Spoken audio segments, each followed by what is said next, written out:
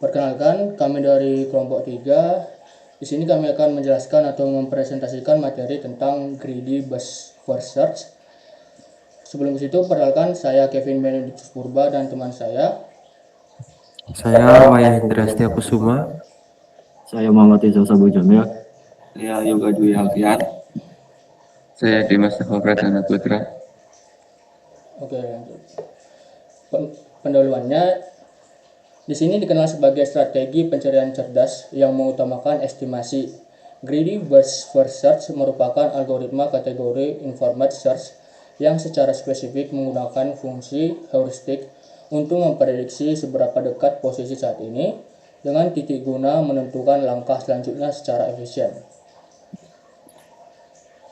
Nah, di sini ada filosofi greedy atau rakus. Mengapa disebut rakus? Karena pada setiap langkah, algoritma hanya memiliki simpul yang terlihat paling dekat dengan tujuan saat itu juga. Prinsip utamanya, mengambil keuntungan jangka pendek tanpa memedulikan konsekuensi jangka panjang maupun biaya yang telah dikeluarkan.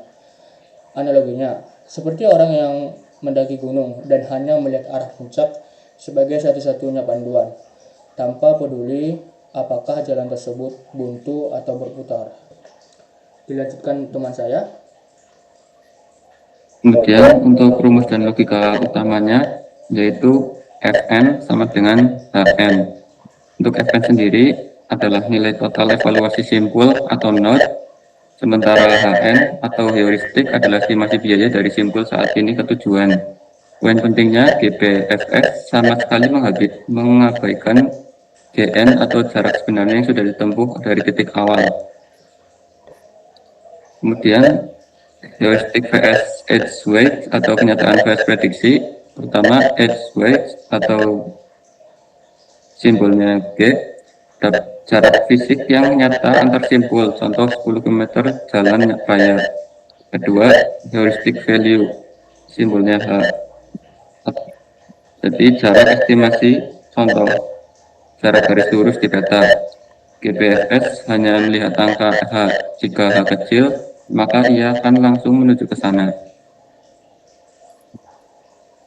Selanjutnya akan dijelaskan oleh rekan saya yang lain. Selanjutnya ada cara kerja algoritma. Yang pertama, inisialisasi, yaitu memasukkan simpul awal ke dalam daftar antrean. Selanjutnya akan mengambil simpul dengan nilai heuristik atau H terkecil. Selanjutnya akan melakukan ekspansi, yaitu melihat semua tetangga dari simpul tersebut. Habis itu akan diulangi, masukkan tetangga ke antrean dan ulangi langkah 2 hingga tujuan ditemukan. Dan terakhir selesai jika tujuan ditemukan atau jauh diambil. Jika antrean habis dan tujuan belum ditemukan, pencarian gagal.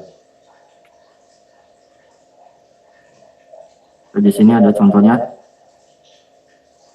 Algoritma Greedy Bus First Search akan memilih jalur yaitu dengan heuristik terkecil, di mana itu jalurnya PCUS dengan total cost 11. Di sini ada potensi masalah dari jalur TLES yang dimana itu melihat edge weight-nya, yang dimana total cost-nya itu adalah 10, yang lebih rendah dari jalur yang dipilih tadi oleh Greedy Bus First Search.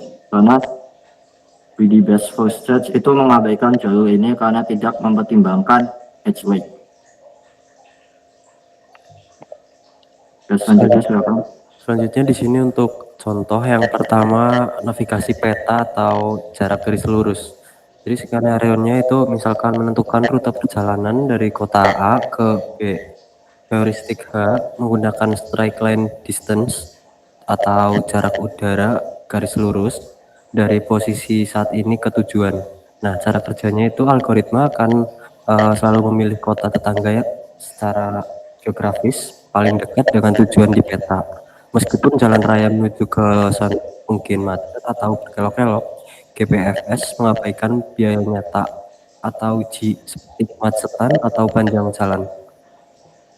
Selanjutnya akan dibacakan oleh rekan saya. Contoh yang kedua, ada AI dalam video game atau pengejaran musuh.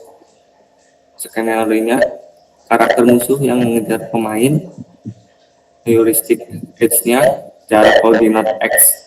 pemaye antara musuh dan pemain. Cara kerja, musuh akan terus bergerak ke arah koordinat yang secara visual paling dekat dengan pemain.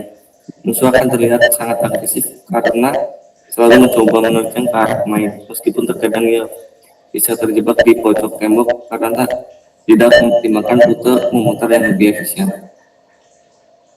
Mungkin segitu saja yang bisa disampaikan dari kelompok kami tentang materi greedy BFS. Jika ada kesalahan tutur kata, mohon dimaafkan karena kami juga manusia.